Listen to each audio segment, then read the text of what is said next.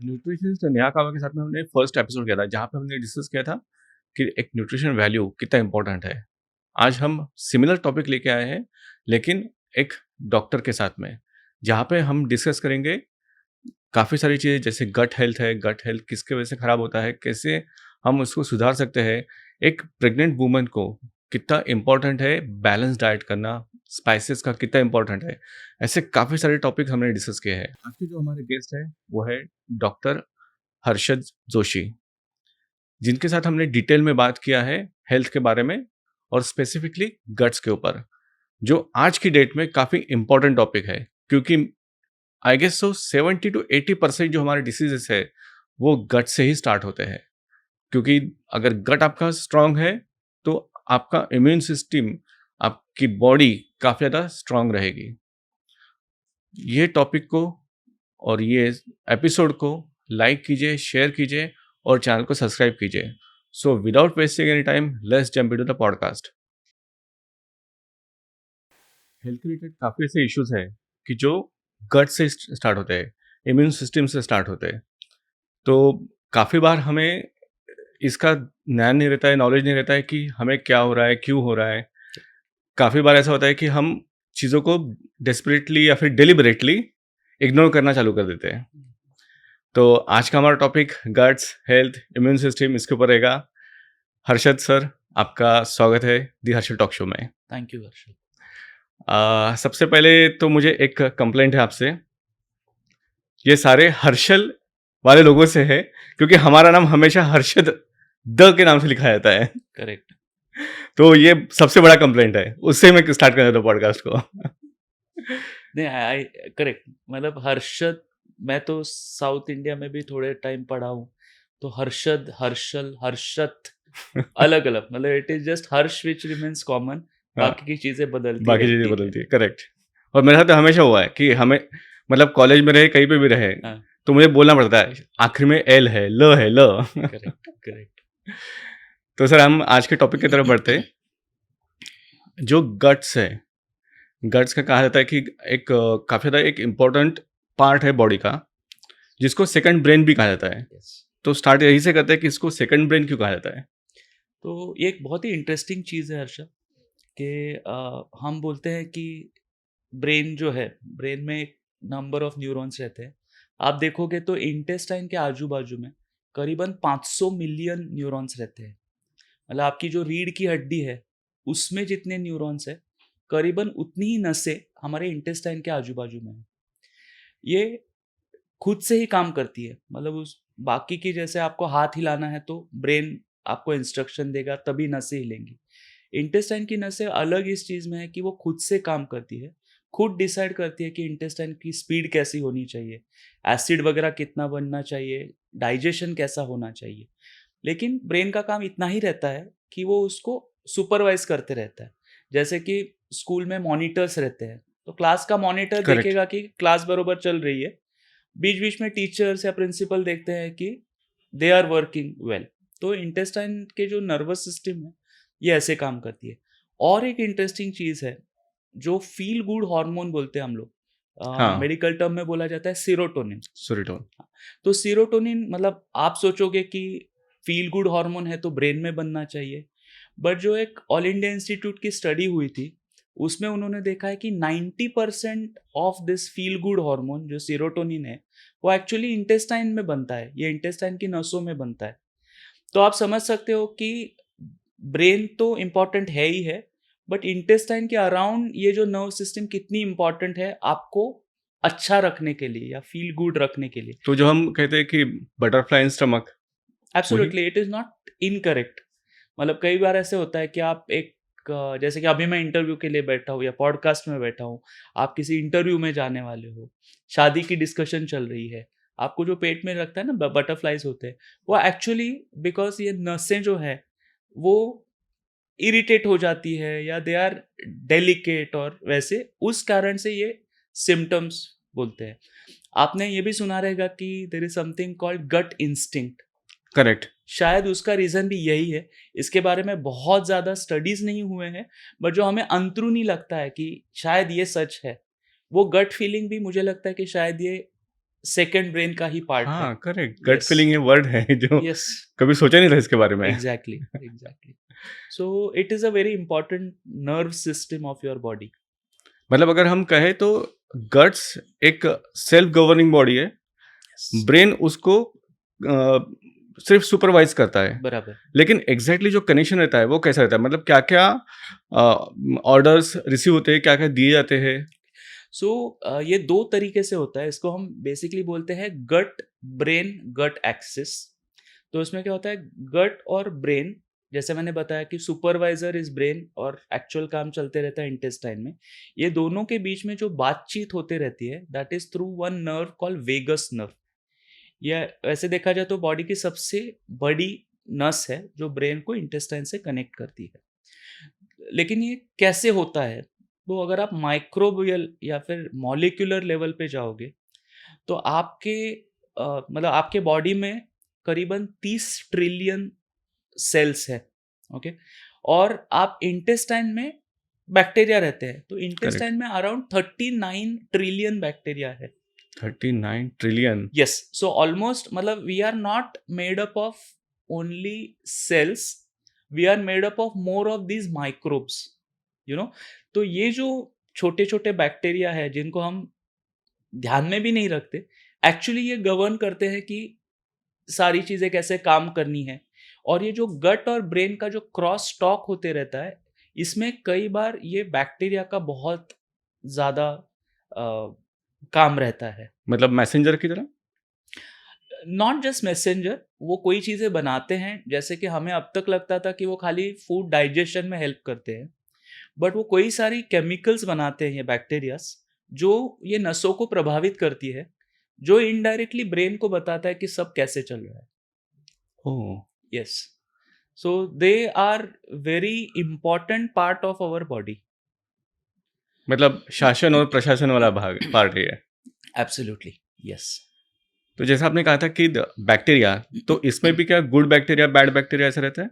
हाँ, तो हमारे इंटेस्टाइन में मतलब बैक्टीरिया मैं इसलिए बोल रहा हूँ कि बैक्टीरिया आर स्टडीड बिकॉज हम उनको क्वांटिटेट कर सकते हैं, मेजर कर सकते हैं। बैक्टीरिया के साथ साथ में इंटेस्टाइन में फंगसेस रहते हैं, वायरसेस रहते हैं, लेकिन नॉर्मल जो टेस्ट है हम उनको मालूम नहीं कर सकते कितने हैं। जो स्टडीज़ हैं वो बैक्टीरिया के ऊपर है। ऑब्वियसली जो इंटेस्टाइन में अच्छे और खराब दोनों टाइप के बैक्टीरिया एक प्रोपोर्शन में मेंटेन किए जाते हैं। जो मैं बता रहा था कि सुपरवाइजर का काम क्या रहता है कि अच्छे लोगों को बरकरार रखना। करेक्ट।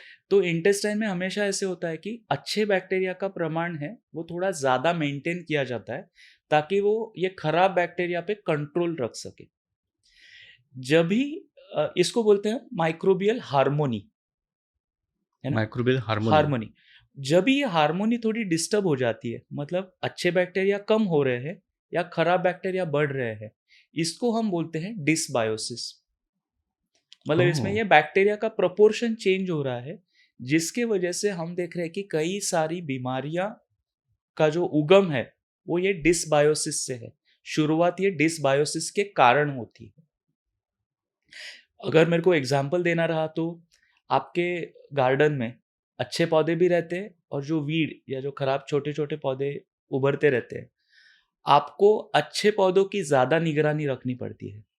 करेक्ट। वीड की तो वो तो ऐसे भी बढ़ जाता है। हुँ। सिमिलरली इंटेस्टाइन में भी जो अच्छे बैक्टीरिया को पनपने के लिए या उनको बरकरार रखने के लिए हमें एक्स्ट्रा कुछ प्रिकॉशंस लेने पड़ते हैं या फिर कुछ एक्स्ट्रा चीज़ें करनी पड़ती है, ताकि ये हार्मनी मेंटेन रहे आपका intestine, and because of that आपकी बॉडी बराबर से काम करते रहे। तो बहुत ही बढ़िया आपने सवाल पूछा था कि ये हार्मोनी जो है वो देखना बहुत ज़रूरी रहती है। ओके। डिसबायोसिस का थोड़ा-सा और आप बताएँगे डिटेल में?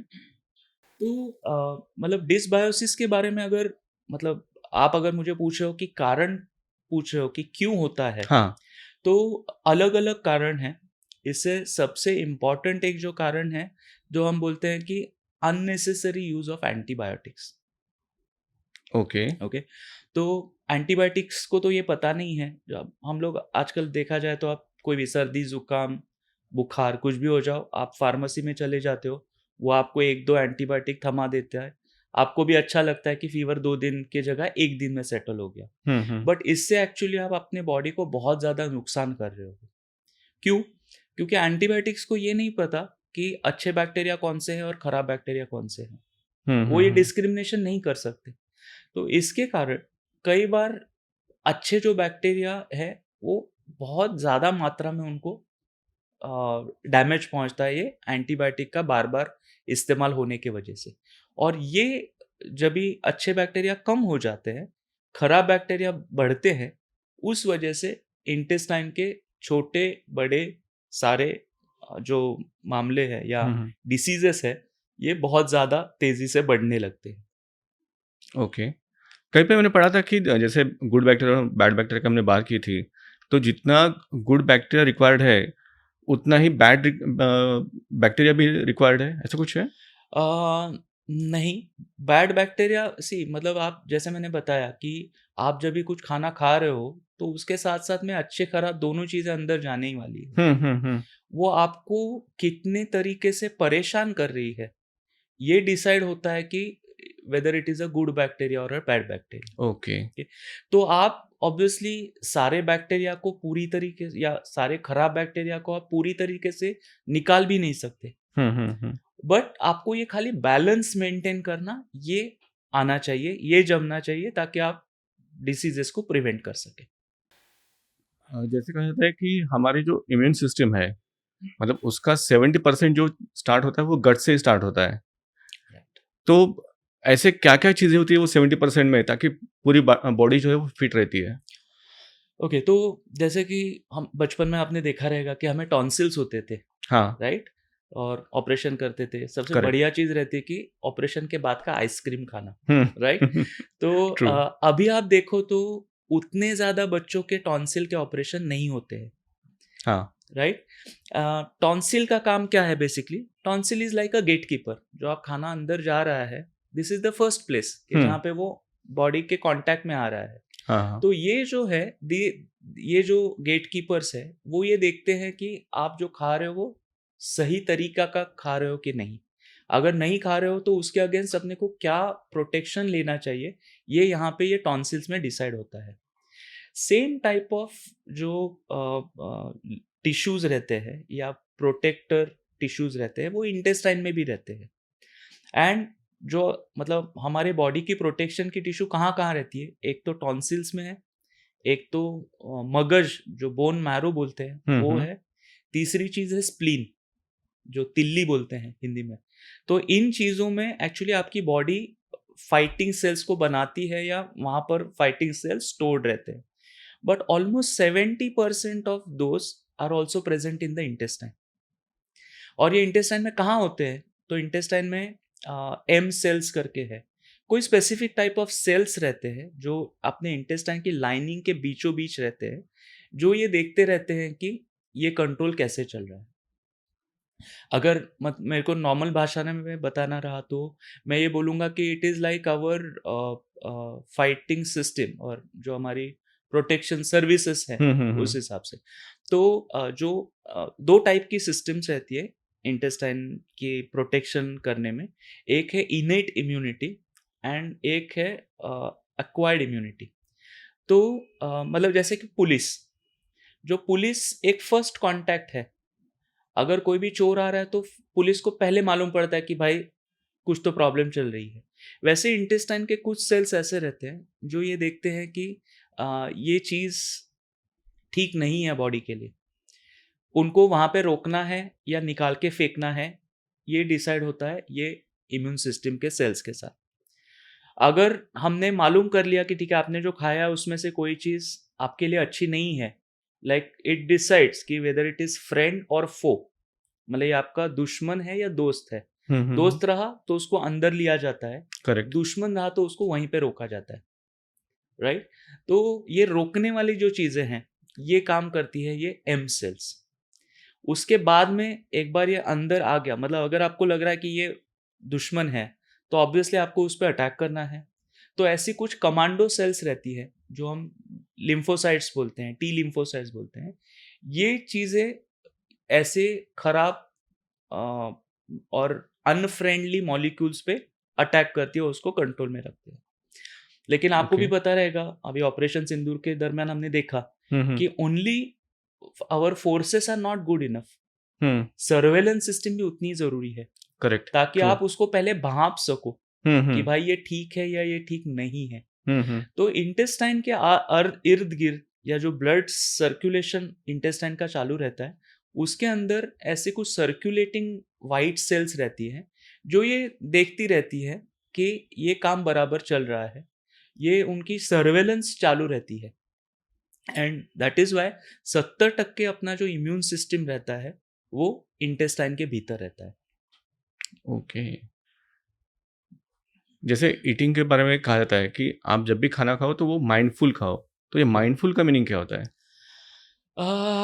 Mindful actually is a very tough term to explain, but अगर मुझे बोलना रहा तो ये बोलूँगा कि जैसे आप एयरपोर्ट जाते हो, तो आपका मतलब एयरपोर्ट में आप क्या देखते हो कि एक्चुअल में क्या चाहिए आपको, कि आपको एयरपोर्ट जाना है, फ्लाइट में बैठना है और आपको जहाँ पे जाना है आप वहाँ पे पहुँचने की इच्छा रहती है। करेक्ट। बट आप देखते हो कि जो एक्सपीरियंस रहता है, हुँ, वो भी उतना ही मैटर करता है। हुँ, जैसे कि जो वेरियस शॉप्स है, ईटिंग के है, शॉपिंग के experience, so that is like an experience.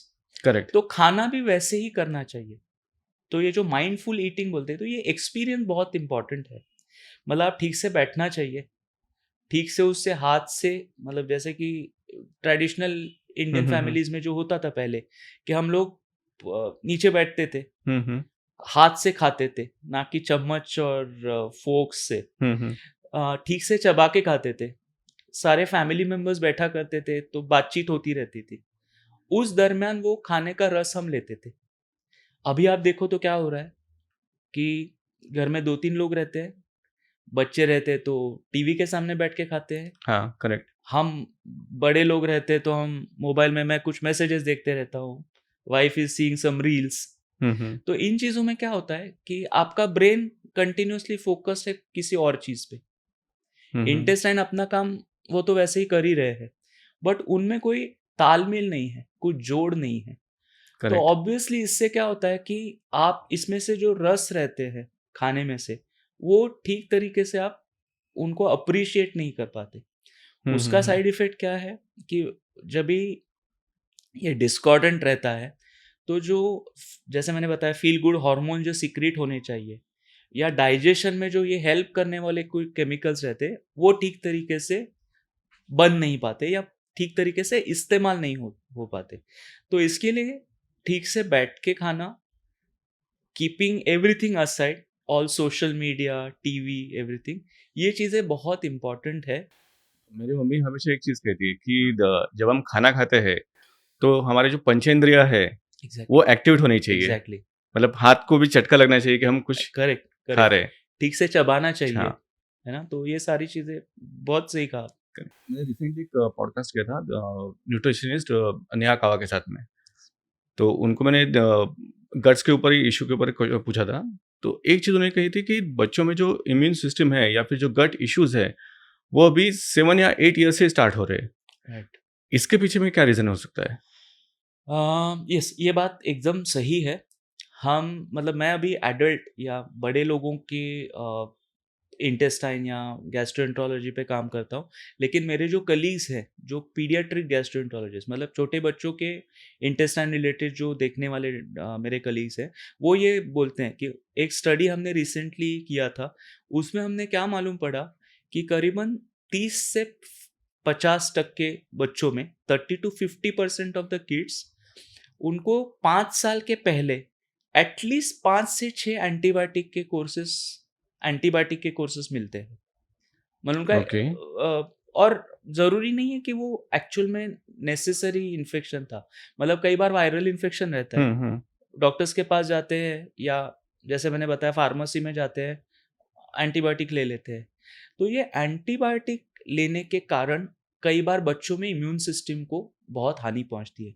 जैसे मैं पहले भी बता रहा था हुँ, कि हुँ। एंटीबायोटिक ये डिसाइड नहीं कर पाते कि अच्छे बैक्टीरिया कौन से हैं, खराब बैक्टीरिया कौन से हैं। हुँ, हुँ। और बच्चों में तो उनकी इम्यूनिटी जस्ट डेवलप होती रहती है।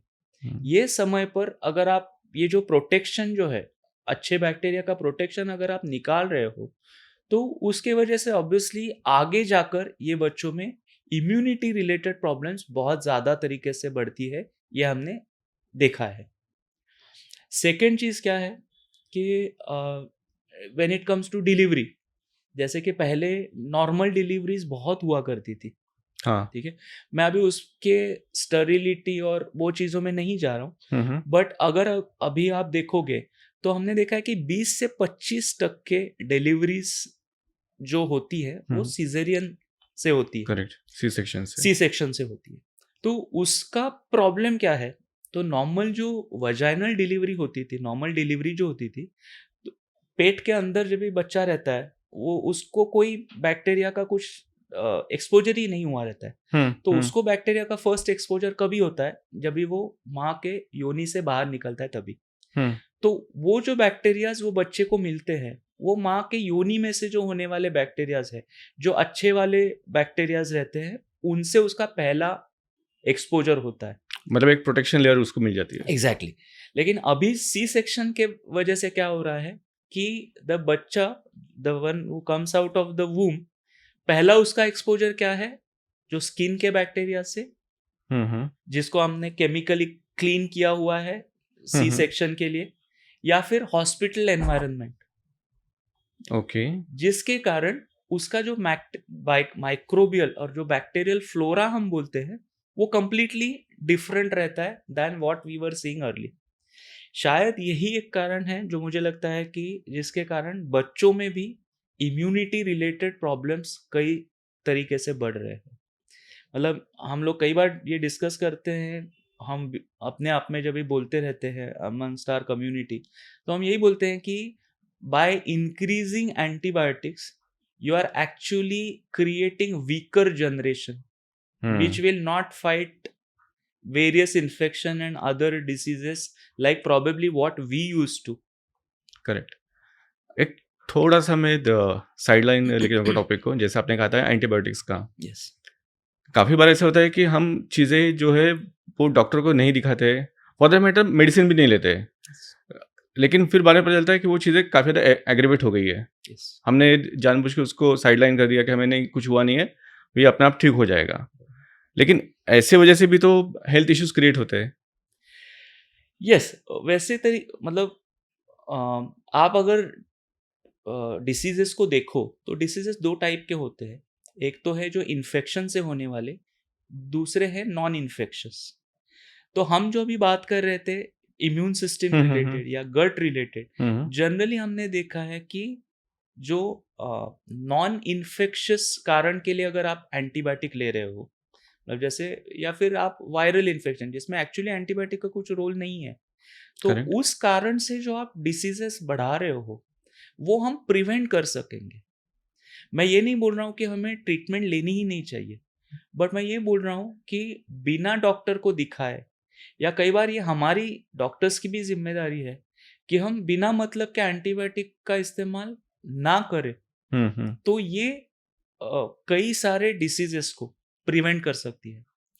और अभी हम लोग जो देख रहे हैं कि ये जो इंटेस्टाइन बैक्टीरिया चेंज हो जाते हैं, इसके वजह से कई सारे नॉन कम्युनिकेबल डिसीजेस जो है, जैसे कि ओबेसिटी है या फिर डायबिटीज है, टू एन एक्सटेंट कैंसर है, इसका भी लिंक ये गट माइक्रोबायोम और इस सिस्टम से कहीं तो निगड़ित है। बहुत ज़्यादा स्टडीज़ नहीं हुई है स्पेशली कैंसर के संबंध में आप देखो तो, लेकिन डायबिटीज़ या इंसुलिन रेजिस्टेंस है, ओबेसिटी है, ये तो प्रूवन है कि अगर आपके गट माइक्रोबायोम हेल्दी नहीं है तो इट लीड्स टू डायबिटीज और metabolic diseases over a period of time. So at least okay. That can be prevented with judicial use of medicine is what I would से। जैसे हमने डिलीवरी की बात की, सी सेक्शन या फिर वजाइनल वे से, तो ऐसे कौन से न्यूट्रिशनल वैल्यूज़ है या फिर ऐसा कौन सा पर्टिकुलर खाना है कि जो एक प्रेग्नेंट लेडी को हमेशा खाना चाहिए, ताकि जो उसका फिटस है या फिर बच्चा है, उसका इम्यून सिस्टम हमेशा के लिए स्ट्रांग रहेगा? तो आंसर वैसे देखा जाए तो सिंपल है। जो प्रेग्नेंट लेडी को खाना, जो प्रेग्नेंट लेडी को ठीक रखेगा, वो ऑब्वियसली उसके होने वाले बच्चे को भी ठीक रखेगा, क्योंकि वही सारे न्यूट्रिएंट्स बच्चे तक पहुंच रहे through the blood, hmm, right? तो जनरली जैसे हमने बताया कि जो बैलेंस्ड फूड है वो प्रेग्नेंट लेडी ने लेना बहुत ज़रूरी है, जिस which includes adequate water, fibers, reducing sugar content, then having a balanced plate, है ना? तो आप कोई भी इंडियन थाली देखो, मतलब कोई भी एरियाज की होने दो, तो आपने इंडियन थाली में सारी चीज़ें रहती है। जैसे हम सब्जी लेते हैं, दाल रहती है, हम्म, चपाती और पूरी रहती है, राइस करेक्ट। रहता है, कर्ड का कोई फॉर्म रहता है, सलाड्स रहते हैं, हम्म, पिकल रहता है, हम्म, और नमक है, नींबू है, ये चीज़ें रहती है, चटनी रहती है। हम्म, तो आप कहीं पे भी जाइए इंडिया में, थाली ऐसी ही रहेगी, हम्म, खाली अब सब्जियाँ अलग होंगी, सब्जी अलग, करेक्ट। मतलब फॉर्म्स अलग रहेंगे, हम्म, बट कंटेंट वही रहेगा। करेक्ट। और अगर आप देखो तो वो विजुअली भी कितनी हम्म, मस्त लगती है, अपीलिंग लगती अपीलिंग है। लगती है।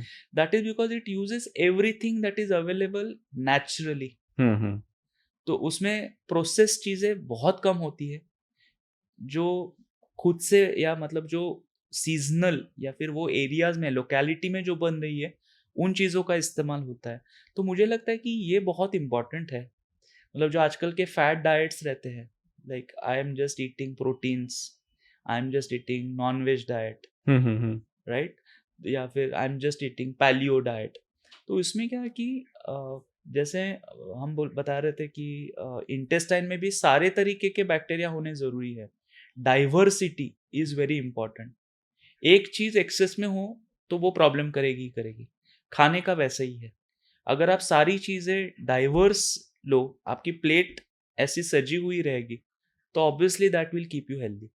एंड एक प्रेग्नेंट लेडी ने वही देखना चाहिए कि उसकी प्लेट बैलेंस्ड हो, ताकि बच्चे की इम्यून सिस्टम बरकरार रहे।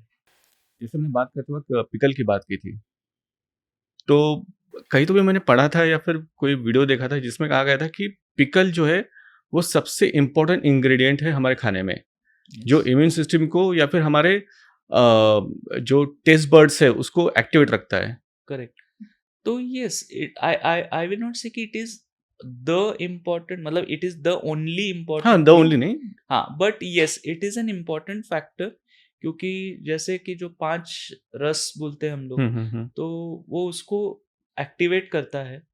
पिकल में जनरली फर्मेंटेड चीज़ होने की वजह से उसमें अच्छे बैक्टीरिया ज़्यादा रहते हैं, जो ओवरऑल गट हेल्थ को इम्प्रूव करते हैं।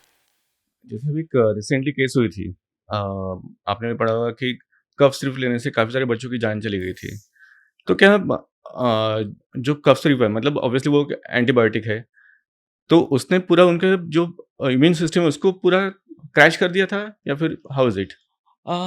मेरे को उसके रिलेटेड बहुत डिटेल्स में हर्षल नहीं पता। नहीं टेक्निकली मतलब हाँ, इन तो in general way. In general तो मतलब कई बार ऐसे रहता है कि जो कफ सिरप्स रहते हैं, उसमें केमिकल्स रहते हैं जो कफ सप्रेस करने के लिए है। वो कभी-कभार सिडेशन वगैरह ये कॉम्प्लिकेशंस करते हैं साइड इफ़ेक्ट्स के हिसाब पे। और antibiotic is a different thing. Okay. तो ये जो अभी हादसा हुआ था about cough syrup causing deaths and problems, hmm, hmm. वो एंटीबायोटिक रिलेटेड नहीं था।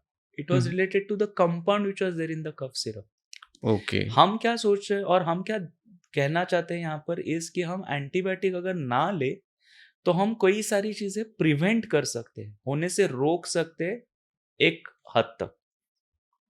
इसके रिलेटेड मैंने एक वीडियो देखा था मतलब रील देखी थी डॉक्टर की, जिसमें कहा गया था कि अगर आपके बच्चे को मतलब अप्रॉक्सिमेटली 12-13 ईयर्स तक आपका बेटा बच्चा है, उसको कुछ कफ या फिर ये कोल्ड एंड कफ ये सब जो होता है या फिर फॉर दैट मैटर एक नॉर्मल फीवर भी आता है, यस, तो उसको दवाई मत दो, उसको मेडिसिन मत दो, एब्सोल्युटली, उसको वैसे ही छोड़ दो, एब्सोल्युटली, ताकि उसकी बॉडी खुद ही एक एंटीबायोटिक क्रिएट करेगी और वो क्योर एग्जैक्टली, करेगा। एग्जैक्टली।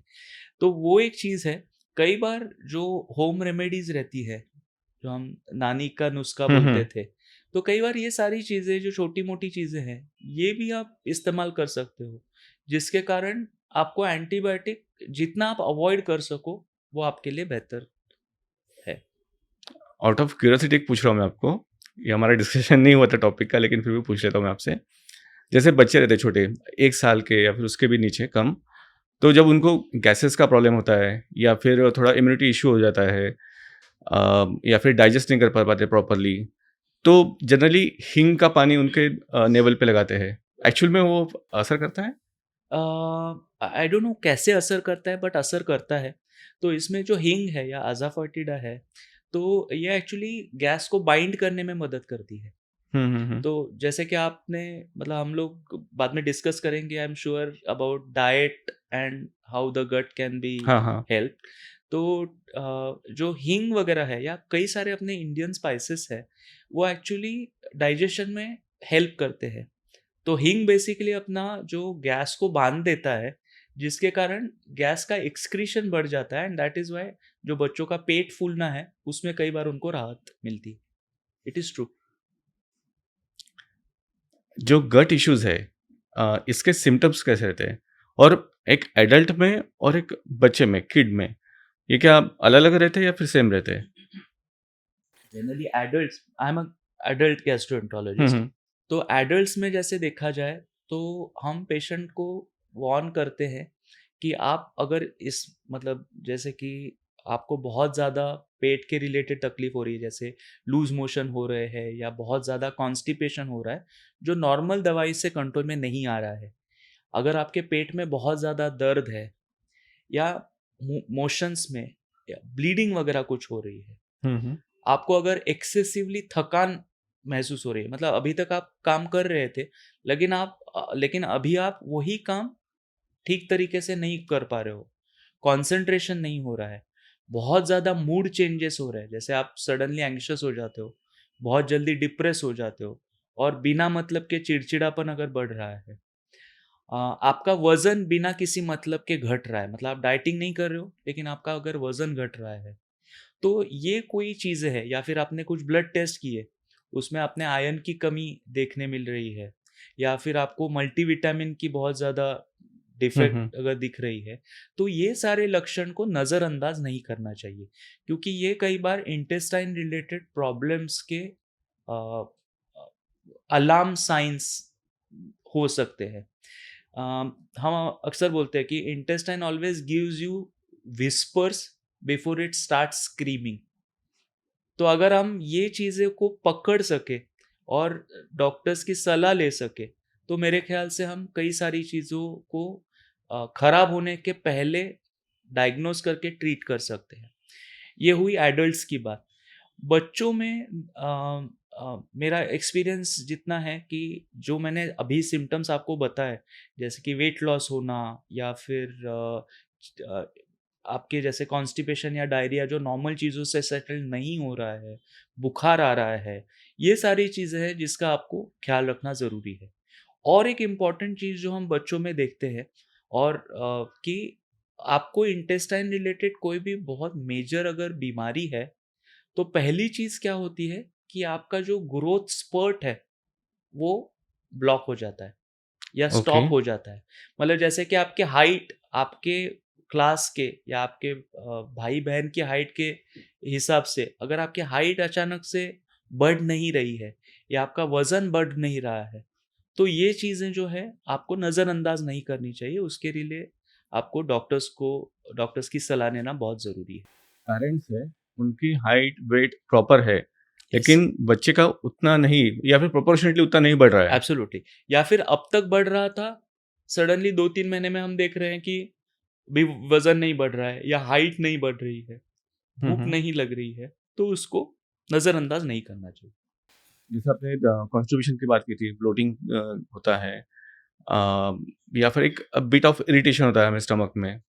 तो ये सब जो चीज़ें होती है तभी क्या एक जो हमारे जो हम फूड कंज़्यूम करते हैं, उसको प्रॉपर्ली डाइजेस्ट करते हैं और प्लस उसका एब्ज़ॉर्प्शन जो हम करते हैं विटामिन्स का, न्यूट्रिशंस का, उसमें पूरा हमें एक स्लैक दिखाई देता है या फिर एक पूरा रुक जाता है, ऐसा कुछ होता है?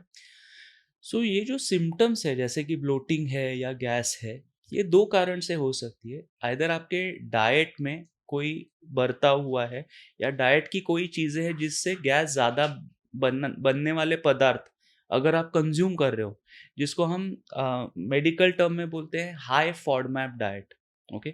ऐसे कोई चीज़ें आप अगर कंज्यूम कर रहे हो तो उसके वजह से गैस ब्लोटिंग ज़्यादा बनती है।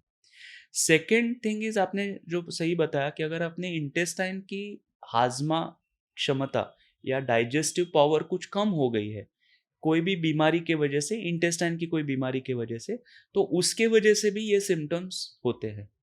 तो जब भी हमारे पास ऐसे पेशेंट्स आते हैं कि विद दीज सिम्पटम्स, पहले हम सजेस्ट करते हैं कि आप डाइट में चेंजेस करो। तो कुछ सजेशंस हम देते हैं कि आप इन चीज़ों का इस्तेमाल कम करिए। तो अगर उससे आपको फ़ायदा हो रहा है तो कोई डरने हुँ, हुँ। जैसी बात नहीं है। लेकिन अगर उससे फ़ायदा नहीं हो रहा है, या फिर जैसे मैंने पहले की जो अलार्म सिम्पटम्स बताई थी, अगर वैसी कुछ सिम्पटम्स है, तो फिर हमें कुछ और जाँच करना, जैसे ब्लड टेस्ट है, सोनोग्राफ़ी है या सीटी स्कैन वग़ैरह है। कई बार हमें दूरबीन की जाँच करनी पड़ती है, जैसे एंडोस्कोपी या कोलोनोस्कोपी। हुँ, फिर हुँ। इन जाँचों का इस्तेमाल करके हम ये देखते हैं कि आपके इंटेस्टाइन की डाइजेस्टिव पावर सच में कुछ बीमारी के वजह से तो कम नहीं हुई। ओके। तो ऐसे कौन से न्यूट्रिशनल वैल्यूज़ रहती है जो कम रहती है कि जिसकी वजह से इम्यून सिस्टम जो है या फिर गट जो सिस्टम है वो नाज़ुक हो जाता है? अ, मैं ये बोलूँगा कि एक्चुअली उल्टा है। हुँ, मतलब हुँ। गट बराबर से काम नहीं कर रहा है, तो आपको इम्यून डेफिशिएंसीज़ होंगी। हुँ, हुँ। और वो इम्यून डेफिशिएंसी जनरली कौन-सी रहती है? एक तो आयरन की डेफिशिएंसी, बिकॉज़ आयरन ओके। का एब्सॉर्प्शन मैक्सिमम जो होता है वो ऑब्वियसली इंटेस्टाइन में होता है। हुँ, हुँ। बी12 डेफिशिएंसी, क्योंकि हम लोग ये ब्लड टेस्ट में देख सकते हैं। हुँ, हुँ। तो आयरन, बी12 डेफिशिएंसी, ऐसी जो डेफिशिएंसीज़ है, ये हम गट के प्रॉब्लम के वजह से अक्सर देखते हैं। तो जस्ट एग्ज़ाम्पल कि कोई पर्सन है कि जिसका स्ट्रीट फूड का कंज़म्पशन काफ़ी ज़्यादा है। बाकी जो न्यूट्रिशन वैल्यूज़ है वो उतना वो कंज़्यूम नहीं कर रहा है। हुँ। तो ऐसे कौन से हमारे वेजिटेबल्स है या फिर फूड आइटम्स है वो हमें कंज्यूम करने चाहिए ताकि ये बी12 और आयरन की डिफिशियंसी का। Okay. In general gut health को बरकरार रखने के लिए हर्षल, कि हमें जो चीज़ें करनी चाहिए, एक तो पानी का इस्तेमाल ठीक से होना चाहिए। You should be adequately hydrated. Food के रिलेटेड देखना चाहें तो जो प्रोसेस्ड फूड है या अल्ट्रा प्रोसेस्ड फूड है, इसका इस्तेमाल कम से कम होना चाहिए। क्या मैं बताऊंगा अल्ट्रा हुँ, प्रोसेस्ड हुँ। फूड क्या होता है और उसे क्या तकलीफ होती है। तो वो एक चीज़ है। फाइबर का इस्तेमाल आपको ठीक तरीके से करना चाहिए, जो सोल्यूबल फाइबर बोलते हैं, हुँ, इसका हुँ। इस्तेमाल हमें ठीक तरीके से करना चाहिए। जो भी ग्रीन लीफी वेजिटेबल्स हैं, जो सीजनल या आपके एरिया में अवेलेबल मिलती है, ठीक, तो उनका इस्तेमाल आपके डाइट में होना चाहिए, जिससे आप अपने गट के हेल्थ को बरकरार रख सकते हैं। इसमें अगर हम डिटेल में थोड़ा बात करना चाहें, क्योंकि this is an important topic, बिल्कुल सर। कि अल्ट्रा प्रोसेस्ड फूड, है ना? तो अल्ट्रा प्रोसेस्ड फूड बेसिकली क्या है, कि जो चीज़ें पैकेट में अवेलेबल होती है, जैसे कि पिज़्ज़ा, पास्ता, बर्गर, या जो भी फ्रोज़न चीज़ें हैं, फ्रोज़न नॉन-वेज वगैरह है, ये सारी अल्ट्रा प्रोसेस्ड चीज़ें हैं। इसमें इमल्सिफ़ायर्स रहते हैं, कुछ केमिकल एडिटिव्स रहते हैं, कुछ कलरिंग एजेंट रहते हैं, ताकि उनका स्वाद, रंग बरकरार रखे। लेकिन ये चीज़ें, ये केमिकल्स अपने इंटेस्टाइन को हार्म करती है। कैसे? तो जो इंटेस्टाइन की लाइनिंग रहती है, उसके ऊपर एक प्रोटेक्टिव लेयर रहता है, म्यूकस करके। हुँ, हुँ। ये इमल्सिफायर ये म्यूकस के लेयर को कम करती है, ओके। जिसकी वजह से बैक्टीरिया को इंटेस्टाइन के बहुत नज़दीक आने में आसानी हो हुँ, जाती है। हुँ। और उसके कारण ये फिर बैक्टीरिया इंटेस्टाइन के थ्रू जाके आपके इम्यून सिस्टम को डैमेज कर सकते हैं। ओह! इसीलिए इमल्सिफायर्स या अल्ट्रा प्रोसेस्ड फूड का इस्तेमाल कम होना चाहिए। बात करें अगर फाइबर्स की, तो पहले के ज़माने में अगर आप देखोगे, तो या फिर इंडियन डाइट के हिसाब से देखो, तो आपको 50 से 60 ग्राम ऑफ फाइबर का इस्तेमाल आपके डाइट में हर रोज़ होना ज़रूरी है। और बिकॉज़ अल्ट्रा प्रोसेस्ड फूड या हमारा इन जनरल फाइबर इंटेक कम होने की वजह से, हम देख रहे हैं कि करीबन 10 से 15 ग्राम, हुँ, हुँ। उतना ही फाइबर का हम इस्तेमाल कर रहे हैं। तो फाइबर क्या करता है कि ये आपके जो बैक्टीरियाज़ हैं इंटेस्टाइन के, उनको उनको अच्छा बनाने में मतलब it is like a food for the bacteria. अच्छा, food for the bacteria. Yes. और what you call it pre probiotic. Hmm. जो अगर आप मतलब that is very common. Google आप करो प्रोबायोटिक हम्म। प्रीबायोटिक. तो fibre is like back food for the good bacteria. तो अगर आप अच्छी मात्रा में फाइबर का इस्तेमाल करो तो ऑब्वियसली आपके अच्छे बैक्टीरिया बढ़ने वाले हैं. That will overall help your gut health and gut immunity. Okay. जैसे आपने अभी म्यूकस की बात की थी, तो आई गेस सो ये अंडरस्टैंड करने के लिए काफ़ी ईज़ी है कि अगर मेरा डाइजेस्टिव सिस्टम अगर ख़राब हो गया है, मुझे प्रॉपर्ली मोशंस नहीं हो रहे या फिर काफ़ी ज़्यादा मुझे एक स्टूलनेस फ़ील हो रहा है, मतलब एक स्टबर्ननेस फ़ील हो रहा है बॉडी में, ये सब चीज़ें अगर हो रही है, ब्लोटिंग जिसको हम बहुत सी बार बोलते हैं, तो अगर ये मुझे फ़ील हो रहा है, तो इसका मतलब म्यूकस कहीं न कहीं ब्रेक हुआ है और इंटेस्टाइन को बैक्टीरिया का डायरेक्ट कॉन्टैक्ट हो रहा है, correct? Not all the time. Hmm, hmm. मतलब जैसे मैंने बताया कि constipation is a symptom. Okay. Okay. Constipation से खाली हमें इतना मालूम पड़ता है कि आपकी स्टूल जो आउटपुट होनी चाहिए उतनी मात्रा में नहीं हो रही. हुँ, हुँ, हुँ। अ, ये ऑब्वियसली कॉन्स्टिपेशन के वजह से जो हुँ, खराब हुँ। बैक्टीरिया बढ़ते हैं हुँ, हुँ। उस वजह से ये सारी आपने जैसे बताया कि म्यूकस का लेयर डिप्लीट होना ये चीजें हो सकती है. बट ये प्राइमरी कॉन्स्टिपेशन हो रहा है इसका मतलब जरूरी नहीं है कि आपका म्यूकस लेयर ऑलवेज कम हो रहा है. ओके। तो अगर मुझे म्यूकस का लेयर प्रॉपर स्ट्रॉन्ग रखना है, तो मुझे फाइबर इंटेक ज़्यादा करना पड़ेगा, करेक्ट? म्यूकस का लेयर तो बॉडी अपने आप से बनाती रहती है. ओके। इंटेस्टाइन हर हफ्ते में आप खुद को रिन्यू करते रहती है. हुँ, हुँ, तो हुँ। वो तो बनाती रहेगी म्यूकस. आपको ये चीज करनी है कि आप उसको कम ना करो. ओके। इसके लिए आपको जो अल्ट्रा प्रोसेस्ड या प्रोसेस्ड फूड है उसका इस्तेमाल कम करना चाहिए. दूसरा जो है कि फाइबर्स जो मैंने बताया कि कई टाइप के फाइबर्स रहते हैं उससे कुछ केमिकल्स बनते हैं. शॉर्ट चेन फैटी एसिड्स हम बोलते हैं जिससे भी इंटेस्टाइन के जो जंक्शंस है या इंटेस्टाइन के सेल्स है उनकी हेल्थ बरकरार रखने में मदद होती है. ओके। तो जैसे हमने बीच में डिस्कस किया था डाइटिशियन के बारे में, या फिर आप डाइट एक प्रेफर बता रहे हो कि ये चीज़ें आप कंज्यूम करो खाने में। तो ऐसे प्रोसेस में डाइटिशियन का रोल कितना इम्पोर्टेंट हो जाता है? डाइटिशियन का रोल बहुत इंपॉर्टेंट है. They are like complementary to gastroenterologist और any physician I hmm, would hmm. Say. क्योंकि कैसे है कि आपको आप जो खाना खा रहे हो उसमें न्यूट्रिशनल वैल्यू कितनी है, उसमें कैलोरीज कितने हैं, उसमें आप कितनी मात्रा में विटामिन्स है या माइक्रो मैक्रो न्यूट्रिएंट्स ले रहे हो, ये आपको डाइटिशियन बता सकती है. जैसे कि मेरे पास पेशेंट आते हैं तो मैं उनको बोल देता हूँ कि ठीक है आपको ये डेफिशिएंसीज है आपको इतना लेना है, दवाइयाँ हम प्रिस्क्राइब कर देते हैं. लेकिन साथ साथ में आप न्यूट्रिशन पे फोकस करना भी ज़रूरी रहता है जो dietitian friends of ours help in that. तो न्यूट्रिशनिस्ट या dietitians will walk you through this process कि जिसमें आप ये मेंटेन कर सको. मुझे एक चीज़ बताइए कि जैसा आपने बताया कि हमें कुछ ब्लड रिपोर्ट निकालने पड़ते हैं, या फिर कुछ चीज़ें जो हमें पता चलती है कि जो पेशेंट बता रहा है उसके हिसाब से पता चलता है कि शायद तक ये डिफिशियंसी हो सकती है। राइट. अब जैसा डायटीशियन है, वो पहले आपके रिपोर्ट चेक कर लेगा कि ब्लड रिपोर्ट क्या कह रहा है, या फिर आपका डेली रूटीन कैसा है, उस हिसाब से एक फाइनल जजमेंट पे आ जाएगा कि हाँ, ये चीज़ें आपके इसमें कमी है, आपको ये चेंजेस करने हैं। राइट. लेकिन एक डॉक्टर क्या ऐसा देखता है कि जो डायटीशियन नहीं देख पाता? जैसे मैं बोलता हूँ कि हर एक का काम अलग है. Hmm, hmm. तो डाइटिशियन या न्यूट्रिशनिस्ट का काम ये है कि वो डाइट में क्या चीज़ें कम ज़्यादा है वो भाप सकते हैं. वैसे ब्लड रिपोर्ट देख के क्लिनिशियंस या गैस्ट्रोएंटरोलॉजिस्ट होने के नाते हम ये देख सकते हैं कि ब्लड रिपोर्ट देख के इसमें क्या कमी हो सकती है या क्या बीमारी होने की संभावना है या फिर क्या जांच करनी चाहिए. तो दैट इज द डिफरेंस. मतलब they are like complementary to each other I would say. Okay. मतलब एक थोड़ा-सा आ जाता है कि आप थोड़ा फोरकास्ट भी कर सकते हो कि आगे क्या हो सकता है इससे इम्प्लीकेशन। कई बार यस. स्ट्रेस रहता है या फिर पुअर स्लीप क्वालिटी रहती है, तो ये गट्स को कैसे इफ़ेक्ट करते हैं? तो जैसे हमने पहले ही पॉडकास्ट के शुरू में ही बताया था हुँ, कि hmm, hmm. It's a second brain. Hmm, hmm. या फिर फील गुड हार्मोन जो है वो इंटेस्टाइन में बनती है। करेक्ट।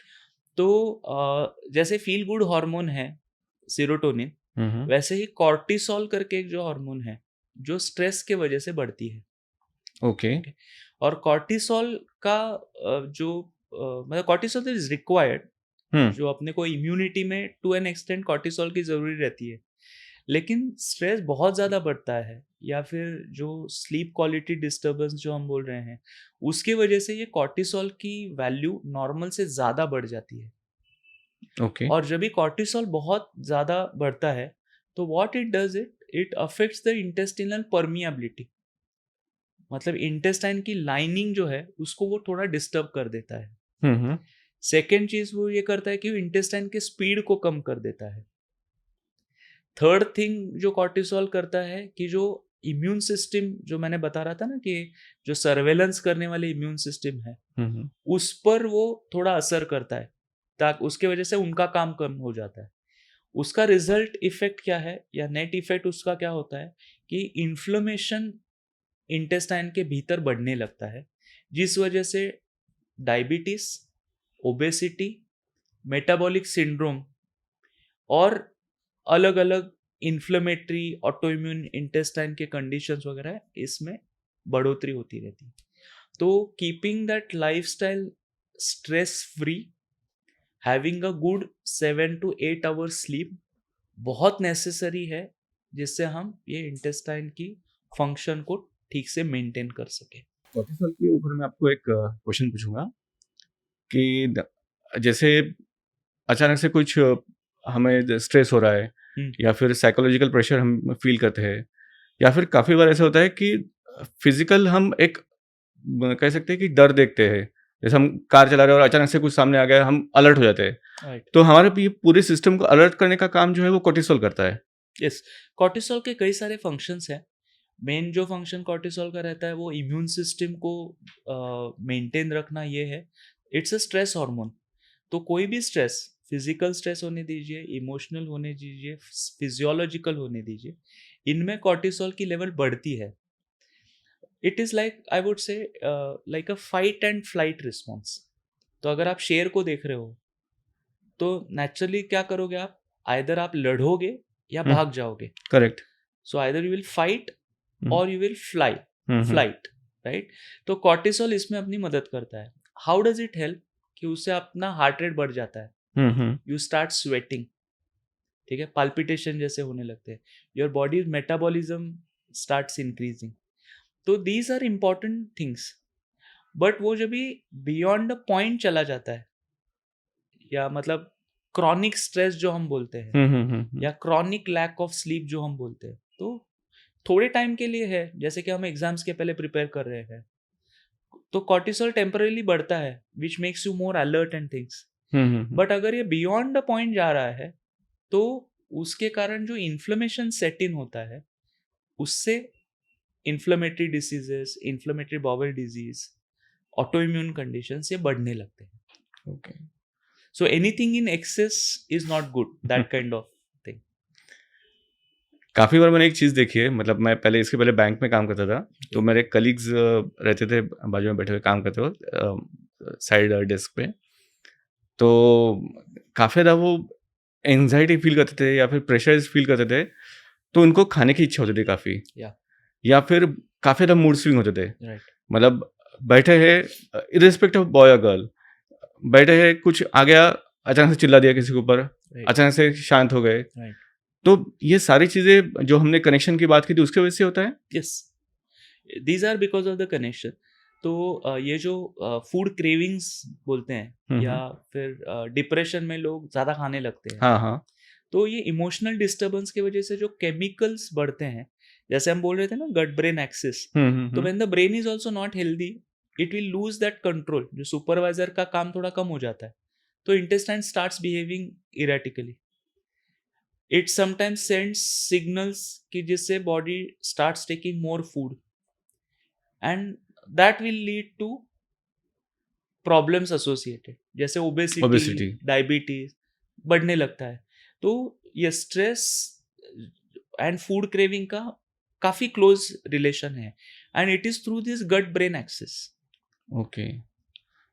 तो ऐसे कुछ हमारे बिहेवियर रहते हैं या फिर हैबिट्स रहते हैं जिसके वजह से शायद तक के जो एक कनेक्शन है ब्रेन का और गट्स का ये कहीं लूज हो सकता है, ऐसा कुछ होता है? ब्रेन और गट का कनेक्शन तो रहता ही है। हाँ, हाँ, लेकिन जो उतना स्ट्रांग ना रहना या फिर लूज हो जाना। तो क्रॉनिक स्ट्रेस, डिप्रेशन, एंजाइटी, इन चीज़ों की वजह से ये जो कनेक्शन के मतलब कनेक्शन ठीक से काम नहीं कर सकता, मैं बोलूँगा। हुँ, हुँ, हुँ। डिसरप्ट नहीं होगा, बट वो काम थोड़ा-सा डिस्टर्ब हो जाता है, जिसके वजह से तकलीफ होती है। तो जो हमने माइंडफुल ईटिंग की बात की थी, वो यहाँ पे भी एप्लीकेबल होगी कि हमें ध्यान में नहीं रहता है कि हम कितना खा रहे हैं? यस। तो जो हम बोलते हैं ना कि ठीक से 34 बार चबा के खाओ, हुँ, हुँ, हुँ। राइट? तो उससे क्या होता है कि एक तो आप बराबर से टाइम लेके खा रहे हो, माइंडफुली खा रहे हो, तो ये ठीक से चबाना होता है, जिसकी वजह से आपका जो सलाइवा है, जो लाल बोलते हैं हम हुँ, लोग, हुँ। वो ठीक से बनती है, हुँ, जिससे हुँ। खाने के पचन में सहायता होती है। तो ये चीज़ें नहीं होती जब भी आप बिंज ईटिंग कर रहे हो, मतलब you are hmm, hmm. Just hmm, hmm. Stuffing things up. Netflix के साथ। हाँ, बिंज ईटिंग एग्ज़ैक्टली। तो ये चीज़ें जो रहती है, जिससे आपका ध्यान नहीं रहता कि खाने के ऊपर, and you sometimes keep unnecessary eating things, both in terms of quantity, and you are not bothered about or you are not concerned about the quality. तो ये चीज़ जो है प्रॉब्लम करती है। जब ये टॉपिक को मैं स्टडी कर रहा था, तब एक चीज़ मेरे ध्यान में आई थी, कुछ टर्म्स आए थे, आईबीडी, आईबीएस और गट इन्फ्लेमेशन, राइट। ये क्या रहते हैं? सो आईबीएस तो आपने सुना रहेगा, इरिटेबल बाउल सिंड्रोम। हाँ। ओके। तो इरिटेबल बाउल सिंड्रोम में जैसे कि गैस ब्लोटिंग हो रही है, कभी कभी कॉन्स्टिपेशन होता है, कभी लूज मोशंस होते हैं, हुँ, हुँ। कभी अर्जेंसी रहती है कि टॉयलेट जाना है तो भागना ही है। Hmm, hmm. तो ये सारे इरिटेबल बाउल सिंड्रोम के लक्षण हैं।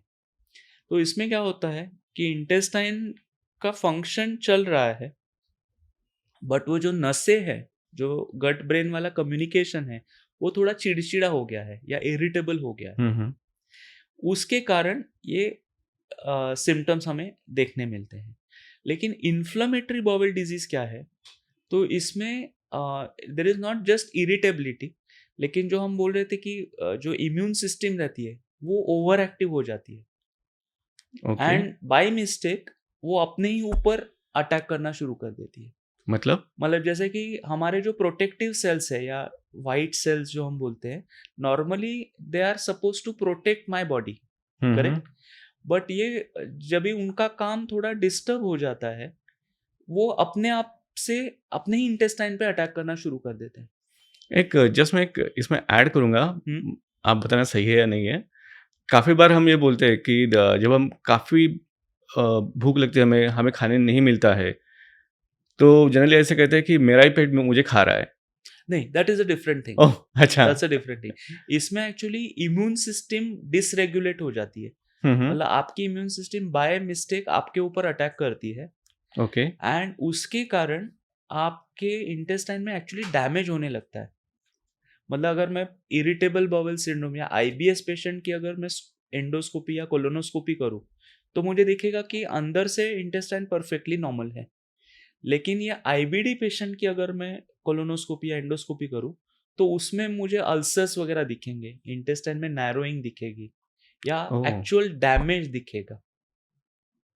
ठीक है? अच्छा। मतलब अगर नॉर्मल इसमें बोलूँ तो आपका शर्ट अगर बहुत इस्तेमाल हुआ है, हुँ, तो वो हुँ। खराब दिख रहा है या खराब लग रहा है, एंड एक्चुअली फटा हुआ है। हुँ, ये हुँ, हुँ। जो डिफरेंस है, hmm, hmm, hmm, that is hmm. The difference between IBS and IBD. Okay. IBD there is damage, hmm, hmm, hmm. And IBS it is just irritability. Okay. Uh, जैसे कहा जाता है कि काफ़ी ऐसे बॉडी पार्ट्स है, जिसको हम चेंज कर सकते हैं, जैसे लिवर हो गया, हार्ट हो गया, तो इंटेस्टाइन का है कुछ ऐसा? या सो इंटेस्टिनल ट्रांसप्लांट जो है, जैसे आपने लिवर ट्रांसप्लांट या किडनी हुँ, हुँ। ट्रांसप्लांट सुना है, इंटेस्टिनल ट्रांसप्लांट भी होता है। ओके।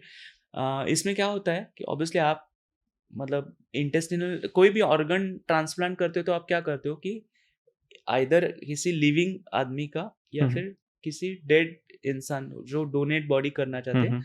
वो आप पार्ट लेके दूसरे मतलब पेशेंट में बिठा देते हो हुँ, और हुँ, वो हुँ। काम करने लगता है। ओके। इंटेस्टिनल ट्रांसप्लांट में क्या होता है कि अगर आपका इंटेस्टाइन काम नहीं कर रहा है, जैसे मैंने बताया, या आईबीडी वगैरह है, हुँ, हुँ, हुँ। जिसकी वजह से, या बहुत ज़्यादा आपकी इंटेस्टाइन की सर्जरीज हुई है, जिसमें long part of intestine cut हो चुका है, ओके। और आपका मतलब digestion has gone down for a toss, hmm, hmm, hmm. Nutritional deficiencies हो रही है, हुँ, हुँ। तो इन चीज़ों में इंटेस्टिनल ट्रांसप्लांट होता है, जिसमें हम पार्ट ऑफ इंटेस्टाइन एक डोनर से लेके जो डिसीज पेशेंट है उसमें अटैच कर देते हैं, and that helps in Meniere times. उसमें थोड़े से प्रॉब्लम मतलब सक्सेस रेट, क्योंकि अभी हमें ये ट्रांसप्लांट के बारे में, उसके साइंस के बारे में अभी हमें थोड़ी ज़्यादा जानकारी है। हुँ, हुँ, हुँ। 5 साल पहले अगर आप बोलते थे तो इट वाज स्टिल थॉट कि it is impossible, hmm, hmm. But अभी हम देख रहे हैं कि यस इट इज़ पॉसिबल। जानकारी हमें थोड़ी बेटर मिली है, तो उसके वजह से इवन सक्सेस रेट भी उसका बढ़ रहा है। बट आप देखोगे तो intestine is so huge, it does हाँ। So many functions.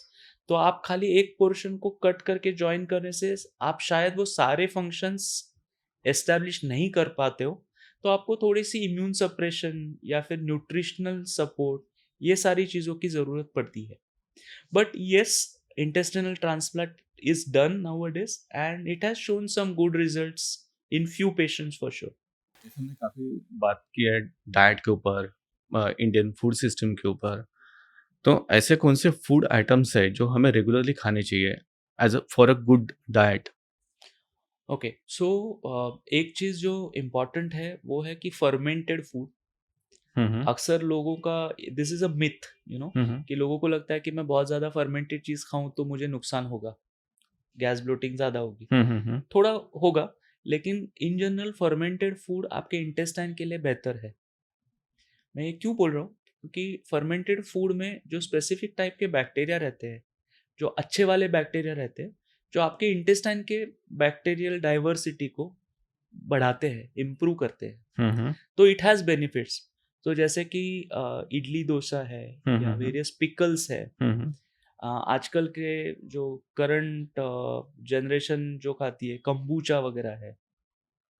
Okay, so these are some fancy things, but basically the underlying fact is कि these are fermented food substances, जिससे ये अच्छे बैक्टीरिया बढ़ने में मदद होती है। तो इसका सही तरीके से इस्तेमाल होना ज़रूरी है। ओके। जैसे हमने पहले बताया, एडिक्वेट क्वांटिटी ऑफ फाइबर का लेना ज़रूरी है, because fibre is a food for the bacteria. तो अच्छे बैक्टीरिया उससे भी बढ़ेंगे। फाइबर मतलब हमें जो फ्रूट से मिलता है, यस, डायरेक्ट फ्रूट फ्रूट्स है, कंजम्पशन से। ग्रीन लीफी वेजिटेबल्स है, हुँ, हुँ। उससे जो हमें फाइबर मिलता है, यस उसका इस्तेमाल एटलीस्ट 40 से 50 ग्राम इन अ डे होना ज़रूरी है। ओके। जनरली ये कहा जाता है कि शुगर ये कोकेन की तरह काम करता है गट्स के लिए। या, तो that is very true, and मतलब it there are lot of papers कि साइंटिफिक एविडेंस काफ़ी है।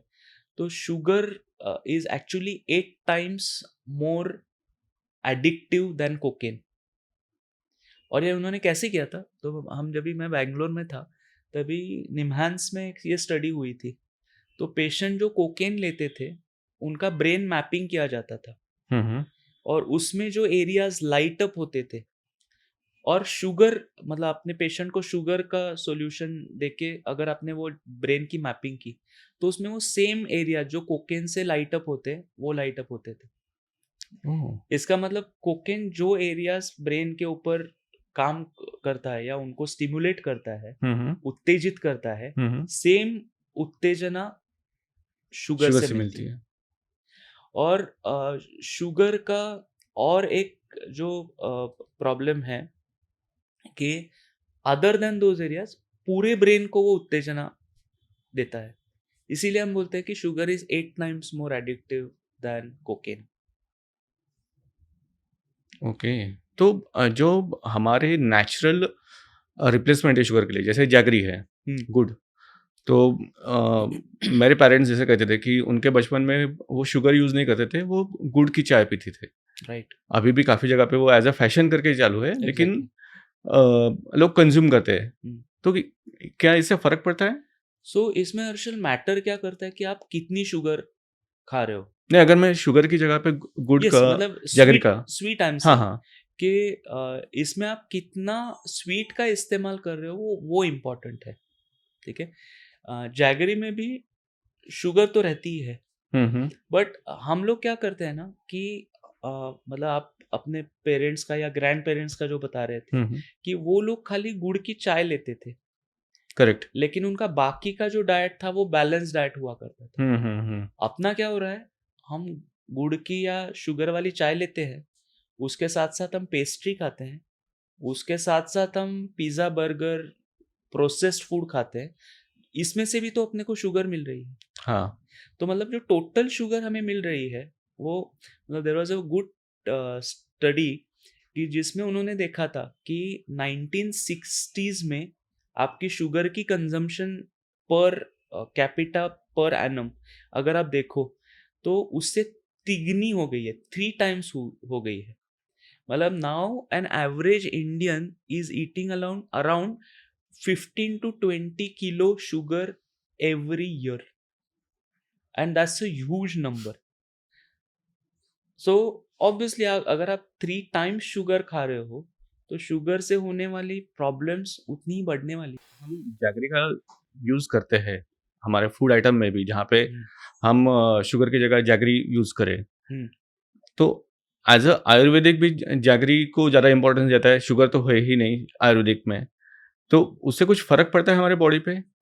इसका मतलब जैसे मैंने बताया वैसे कि sugar is a ultra processed form of sweet, you know. अच्छा। तो जैगरी यस थोड़ा सा बेटर है, but again I will say the same thing कि how much quantity you are hmm, hmm, consuming, hmm. That is very important. मतलब almost jaggery और sugar एक ही लेवल के हैं। Almost yes.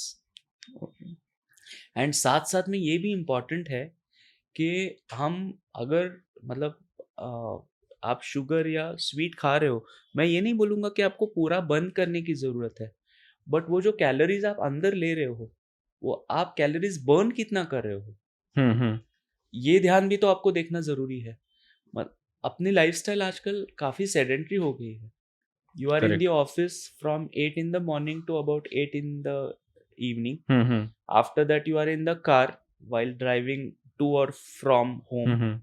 You come home because you are tired. TV के सामने बैठ के आप खाना खा लेते हो और 11 साढ़े 11 बजे तक एक आधा नेटफ्लिक्स का एपिसोड, मूवी देख के सो जाते हो। तो इसमें एक्सरसाइज नहीं हो रहा है। मतलब हमारे जो पुरखों में मतलब वो ठीक है शुगर वाली चाय पीते थे, हुँ, हुँ। बट उसके बाद 3 घंटा वो फार्म में काम करते थे। करेक्ट। बट हम लोग खाली एक ही चीज कर रहे हैं कि we are just consuming consuming. Calories. हाँ, हाँ। तो एडिक्वेट एक्सरसाइज भी उतना ही जरूरी है टू मेंटेन गुड हेल्थ। सबसे कम टाइम लेने वाली और सबसे बेस्ट एक्सरसाइज़ कौन-सी लगती है आपको? Walking, okay. 20 or 30 minutes of walking every day hmm, hmm. Is a very good exercise. जो WHO, जो वर्ल्ड हेल्थ ऑर्गेनाइजेशन है, हुँ, हुँ। उसमें भी उन्होंने यही बताया कि walking is the best form of exercise. उसके लिए कुछ आपको पैसे खर्च करने की ज़रूरत नहीं है, जस्ट उठो, निकल पड़ो। मैंने एक चीज़ देखी है कि काफ़ी सारे लोग हैं कि जिनको ऐसा लगता है कि गैस जनरेशन ना हो या फिर ब्लोटिंग का इश्यू ना हो, hmm, for that matter back pain के इश्यूज़ ना हो, तो उसके लिए भी वॉकिंग वो प्रेफ़र करते हैं। यस। तो ये तो हम बाजू में रखते हैं बैक पेन का, लेकिन अदरवाइज़ जो ब्लोटिंग है, गैस जनरेशन है, यस। तो इन चीज़ों में ये सबसे ज़्यादा इम्पोर्टेंट वर्क करता है वॉकिंग। यस, तो वॉकिंग इन जनरल आपकी फिज़िकल फ़िटनेस को तो मेंटेन करता ही है, बट जैसे फिज़िकल फ़िटनेस इम्प्रूव होती है, लाइक आई सेड ब्रेन में कुछ फ़ील गुड हॉर्मोन्स हुँ, हुँ। सीक्रेट होना शुरू हो जाता है। वो ओवरऑल आपके इंटेस्टाइन के मूवमेंट को डाइजेस्टिव पावर को भी इम्प्रूव करता है, एंड उसके कारण ये कई सारे सिम्टम्स कंट्रोल में आ जाते हैं। ये फील गुड जो मोमेंट्स है कितना रहना चाहिए, मतलब डेली एक बार? So, 20 to 30 minutes of any form of exercise is necessary every day, hmm, at least 5 days a week. Okay. Omega 3 और ओमेगा 6 ये क्या है, उसके डिफरेंसेस क्या है? हाँ, काफ़ी सुन रहे हैं, मतलब ये क्वेश्चंस हमेशा मेरे को पेशेंट पूछते रहते हैं, because that's a upcoming thing. हाँ आई एम हाँ। Having omega 3, I am having omega 6। तो ओमेगा 3 और 6, these are polyunsaturated fatty acids. तो मीनिंग क्या है कि ये जो फैटी एसिड्स है, ये अपने बॉडी में तैयार नहीं होते, हम्म, ये आपको बाहर से सप्लीमेंट के मात्रा में ही या सप्लीमेंट के फॉर्म में ही लेने पड़ते हैं। ये कभी भी तैयार नहीं होते नो, बॉडी में? इंटेस्ट मतलब आवर बॉडी मेटाबॉलिज्म में there are hmm, certain fatty acid जो अपनी बॉडी बना सकती है from the food that you eat, but ये omega 3 and 6 you cannot make in the the बॉडी, तो आपको ओके। ये सप्लीमेंट के फॉर्म में लेने पड़ते हैं। हम्म, तो अगर नेचुरल सप्लीमेंट आप देखो ओमेगा 3 का, तो वो है fish, then flax seeds and some of the nuts. Hmm, okay, omega 6 देखो तो ओमेगा 6 प्रिडोमिनेंटली जो वेजिटेबल ऑयल्स रहते हैं, उसमें ओमेगा 6 फैटी एसिड रहता है। तो omega 3 and 6 are obviously required, क्योंकि हमारे बॉडी में नहीं बन रहे हैं, तो आपको ज़रूरी तो है। इम्पॉर्टेंट क्या चीज़ है ना हर्षल, के उनका प्रपोर्शन कितना है।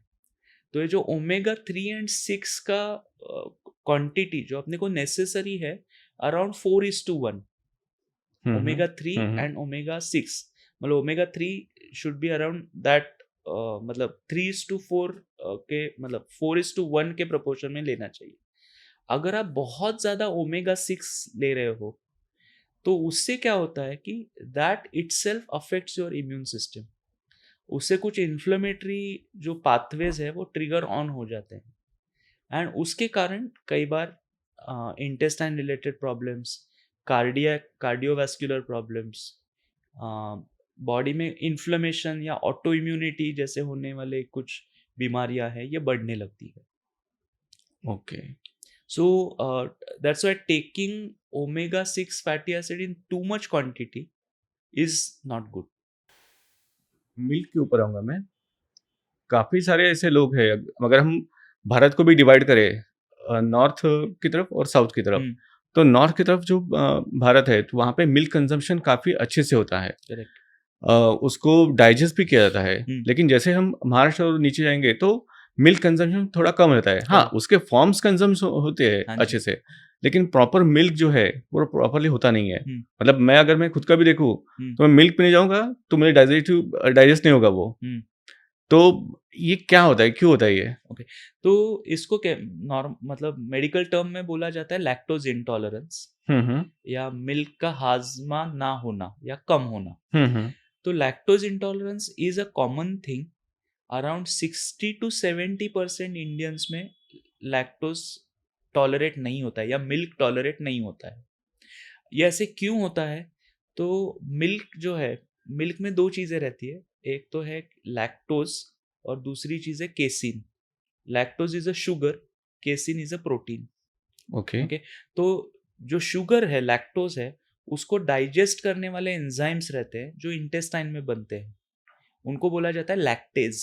हम्म, तो जैसे ही आप वीनिंग करते हो, मतलब आपका बचपन में जैसे when you are a kid, आपका पूरा प्रोटीन सोर्स मिल्क रहता है। जैसे, करेक्ट, लेकिन आप जैसे ही बाकी के सारे प्रोटीन का इस्तेमाल करना शुरू कर देते हो, बढ़ते रहता है, जैसे हम एडल्ट होने लगे, तो मिल्क का मतलब मिल्क के कंपैरिजन में बाकी प्रोटीन्स का इस्तेमाल ज़्यादा होता है। हम्म, तो ऑब्वियसली बॉडी ये जो लैक्टेज एंजाइम्स है उसको कम बनाना शुरू करती है, because it is not okay, required anymore. तो उसके कारण अगर आप बहुत ज़्यादा मिल्क लो और मिल्क इन प्योर फॉर्म लो, तो हम्म, ये लैक्टेज की डेफिशिएंसी के कारण वो मिल्क डाइजेस्ट नहीं हो पाता, और उसके वजह से फिर गैस, ब्लोटिंग, डायरिया ऐसी समस्याएं पैदा होती हैं। आपका ऑब्जर्वेशन बहुत बढ़िया है कि North Indians and south Indians में ये डिफरेंस है। प्रोबेबली उसमें थोड़ा बहुत जेनेटिक्स का हाथ है कि North Indians genetics is such a way कि उनमें लैक्टेज एंजाइम थोड़ी ज़्यादा मात्रा में बनते रहता है, जिसके कारण वो दूध हजम कर सकते हैं। एज यू कम साउथ वो थोड़ी सी कमी ज़्यादा रहती है, करके हमारे एरियाज में हुँ। ये लैक्टोज इंटॉलरेंस की प्रॉब्लम ज़्यादा है। लेकिन जो दही या छाछ, मतलब ये दूसरा एक क्वेश्चन है जो पेशेंट हमेशा पूछते हैं कि मेरे को लैक्टोज इंटॉलरेंस है तो मैं दही छाछ लूँ कि नहीं। हुँ। करेक्ट। तो दही एंड छाछ आर प्री डाइजेस्टेड फॉर्म्स। हुँ। जो बैक्टीरियाज वो बैक्टीरियाज में भी लैक्टेज एंजाइम रहता है, उससे वो करेक्ट। डाइजेस्ट कर देते हैं। तो दही जनरली जो लोगों में लैक्टोज इंटॉलरेंस है वो दही या छाछ को हजम कर सकते हैं, तो वो इस्तेमाल करने में जनरली उनको दिक्कत नहीं आती है। गैस के ऊपर मैं पूछना चाहूँगा एक सवाल कि काफ़ी बार ऐसा होता है कि जिनको गैस का प्रॉब्लम है, गैस जनरेशन बहुत ज़्यादा होता है और वो पास आउट नहीं होता है। हम्म। तो जनरली कहा जाता है कि ये सुनी हुई बात है, मैं बता रहा हूँ, मैं यस। डॉक्टर से नहीं ये सुना है कि वो बॉडी में अलग-अलग जगह पे वो चला जाता है। जहाँ पे भी उसको स्पेस मिलती है, वहाँ पे चला जाता है हम्म। और जिसको हम वात कहते हैं, हम्म। वही चीज़ ये बनती है? तो जो वात प्रकृति बोलते हैं जो आयुर्वेदा के हुँ, हिसाब हुँ। से, अनफॉर्चुनेटली उसका डायरेक्ट एलोपैथी या इंग्लिश मेडिसिन में कोई कनेक्शन नहीं है। ओके। जो पेशेंट्स अक्सर, आपकी बात सही है कि पेशेंट अक्सर बोलते हैं कि डॉक्टर साहब पूरी बात घूम रही है। हुँ। कई पेशेंट तो ऐसे रहते हैं कि उनको ऐसे यहाँ पे प्रेस किया डकार आती है, हाँ, वहाँ पे हाँ। प्रेस किया डकार आती है, और उनको ये लगता है कि वो वात या फिर वो जो गैस है वो वहाँ पे आके अटक गई है, जो प्रेस करने से निकलती है। हुँ। तो साइंटिफिकली अगर अगर आप देखो तो वैसी कोई चीज़ नहीं है। मतलब गैस आपके इंटेस्टाइन से बाहर लीक आउट नहीं हो सकती। ओह! लेकिन उनमें ये तकलीफ या ये जो सिम्पटम्स रहते हैं, वो क्यों रहते हैं कि नर्व इरिटेबिलिटी की वजह से। जैसे हम बता रहे थे ना कि गट ब्रेन जो कनेक्शन हुँ, रहता है, हुँ। तो जब ये इंटेस्टाइन स्ट्रेच हो जाता है because of gas inside it, hmm. वो नसें जो है, जो कमजोर हो गई हैं, उसको ऐसे फील होता है या वो ऐसे परसीव करती है कि गैस कहीं तो अटका हुआ है, एंड अच्छा। उसके वजह से ये एक्स एंड पेन्स होते हैं। एंड जनरली गैस रिलीज हो जाए तो वो नर्व की इरिटेशन कम होने के कारण आपको ठीक महसूस होता है। जब हम अर्बन एरिया में रहते हैं, तो हमेशा ये हम डिस्कस करते हैं कि जो रूरल एरिया में लोग हैं, तो उनके गट जो है वो काफ़ी ज़्यादा स्ट्रॉन्ग रहते हैं, उनकी इम्यून सिस्टम काफ़ी स्ट्रॉन्ग रहती है। ये जो कहा जाता है हेल्थ का, हम्म। तो ये सही में सच है? तो यस, मतलब अर्बन पॉपुलेशन और रूरल पॉपुलेशन, इनमें एक्चुअली थोड़ा सा डिफरेंस है। मैं बोलूँगा थोड़ा बहुत वो कम हो रहा है, जैसे कि क्योंकि अभी आप देखो तो इवन अर्बनाइज़ेशन ज़्यादा बढ़ गया है तो। अर्बनाइजेशन सब जगह बढ़ रहा है। हुँ। मतलब भले ही एक आधी जगह पे हॉस्पिटल, एक आधे गांव में हॉस्पिटल हो ना हो, वहाँ पे पेप्सी कोक बर्गर चिप्स तो मिल ही जाते हैं। करेक्ट। तो अगर आप उसको बाजू में रखो तो फिर भी जनरली, क्योंकि रूरल पॉपुलेशन में उनके ये प्रोसेस्ड खाना कम खाने की वजह से उनमें कोई स्पेसिफिक बैक्टीरिया थोड़े ज़्यादा रहते हैं। सेकेंड थिंग इज कि जैसे हम बात कर रहे थे कि ओवरऑल अपने इंडियन ट्रेडिशन के हिसाब से हम सीजनल फ्रूट वेजिटेबल लेते हैं, तो ये जो फाइबर डाइजेस्ट करने वाले बैक्टीरिया रहते हैं वो रूरल पॉपुलेशन में थोड़े ज़्यादा रहते हैं, क्योंकि वो ज़्यादा उसका इस्तेमाल कर रहे हैं, और ये प्रोटेक्टिव बैक्टीरियाज है। तो उसके वजह से उनमें इम्यूनिटी रिलेटेड या जो मैं बता रहा था आईबीडी या ऑटो इम्यून प्रॉब्लम्स है, हुँ। वो थोड़े कम देखे जाते हैं। एक स्टडी के मुताबिक जो अर्बन रूरल जो स्टडी हुई थी, मेरे ख्याल से ओडिशा में हुई थी और बॉम्बे, ये एरियाज के ओडिशा के रूरल पॉपुलेशन एंड मुंबई के अर्बन पॉपुलेशन के बैक्टीरिया, इंटेस्टिनल बैक्टीरिया के ऊपर ये जांच हुई थी। तो उसमें देखा गया था कि मुंबई के जो अर्बन पॉपुलेशन है उसमें एक स्पेसिफिक बैक्टेरोइड्स करके जो बैक्टीरिया की पॉपुलेशन ज़्यादा पाई गई थी, और वो ऐसे बैक्टीरिया हैं जो जनरली प्रोटीन और फैट को डाइजेस्ट करने में मदद करते हैं। तो ऑब्वियसली अपना कंजम्पशन ऑफ प्रोटीन फैट जो अर्बन एरियाज में ज़्यादा रहेगा, उसमें ये चेंज देखा गया था। एडिशनली उस क्योंकि जब भी बैक्टीरियोइड स्पीशीज बढ़ते हैं, उसके वजह से इम्यूनिटी थोड़ी डिस्टर्ब हो जाती है और इम्यून रिलेटेड कंडीशंस पैदा होती है। तो okay. It is proven scientifically कि ये अर्बन रूरल एग्जिस्ट करता है। बट अभी जैसे आपने सही कहा कि अर्बनाइजेशन जो बढ़ रहा है उसके वजह से चीज़ें थोड़ी ख़राब हो रही है। तो I always say to my patients that we have become richer in terms of money but poor in terms in terms of of health health. when it comes to urbanization. Correct. एक exception के बारे में पूछना चाहूँगा कि काफ़ी तो नहीं लेकिन कुछ ऐसे नंबर्स हैं कि जहाँ पे लोगों को जो ब्लोटिंग इशू है या फिर गट इशू है हम्म, वो फेस होती है, लेकिन अगर उनका हम डेली रूटीन देखें तो काफ़ी ज़्यादा अच्छा रहता है, स्ट्रांग रहता है। प्लस प्रोसेस्ड फूड या फिर अल्ट्रा प्रोसेस्ड फूड, इसका जो इंटेक रहता है काफ़ी कम रहता है या फिर ना के बराबर रहता है। right. लेकिन फिर भी ये गट इश्यूज रहते हैं, तो ये किस वजह से होते हैं फिर? ऐसे लोगों में मतलब अगर आपका लाइफस्टाइल अच्छा है, हुँ, डाइटरी पैटर्न्स अगर आपके अच्छे हैं और उसके बाद भी अगर आपको ऐसे गट इश्यूज हो रहे हैं, सिम्टम्स हो रहे हैं, तो फिर उनको जांच करना बहुत ज़रूरी होगा कि सच में उनको इंटेस्टिनल कोई बीमारी नहीं है ना, इन्फ्लेमेशन वाली या एब्सॉर्प्शन जिससे नहीं हो पा रहा है इन चीज़ों का, ये एक बार देखना बहुत ज़रूरी होगा ऐसे लोगों में। ओके। तो ऐसे कौन से टेस्ट है जो सबको करने ही चाहिए? स्पेसिफिकली गट्स और एक ऐसा कोई हर्षल स्पेसिफिक टेस्ट नहीं है क्योंकि हम बता रहे थे कि इंटेस्टाइन के इतने सारे फंक्शंस है, तो मैं ये बोलना बहुत मुश्किल होगा कि कोई स्पेसिफिक टेस्ट है क्या जो करना चाहिए, तो ऐसा तो कोई है नहीं। लेकिन जनरली जो एज के हिसाब से हमें एटलीस्ट साल में एक बार या 6 महीने में एक बार आपको कुछ बेसिक ब्लड टेस्ट करने चाहिए ताकि आपका हेल्थ ओवरऑल कैसे चल रहा है ये मालूम पड़े। एंड देन फिर स्पेसिफिक अगर कोई डेफिशिएंसीज रहे तो इस उस हिसाब से फिर आप देख सकते हो कि इंटेस्टाइन में उसका कितना असर है वगैरह। ओके। तो अगर आप बाहर के देशों में देखोगे तो 60 साल के उम्र के बाद में वो एक स्टूल टेस्ट दे करते हैं जिसमें स्टूल में ब्लड जा रहा है क्या, हुँ, हुँ। ऑकल्ट ब्लड टेस्ट बोलते हैं हम, वो करते हैं। तो इसलिए क्योंकि उनका डाइट थोड़ा रेड मीट का कंजम्पशन ज़्यादा है, हुँ, हुँ, तो हुँ। उनमें कोलॉन कैंसर की रिस्क बढ़ती है। अच्छा। इंडियन पेशेंट में या इंडियन पॉपुलेशन में अपना रेड मीट का इस्तेमाल इतना बहुत ज़्यादा नहीं है, इसके लिए अभी तक उसका कुछ रूटीन रिकमेंडेशन नहीं आया है। बट हम जो देख रहे हैं प्रैक्टिस में कि हम भी यंग लोगों में कोलन कैंसर या अलग अलग इंटेस्टाइन रिलेटेड कैंसर्स हम देख रहे हैं। मतलब अभी तक ऐसा बोला जाता था कि 60 के बाद वगैरह ही आएंगे, हुँ, हुँ। बट हम लोग अभी 30 40 50 साल की उम्र में भी ये प्रॉब्लम देख रहे हैं।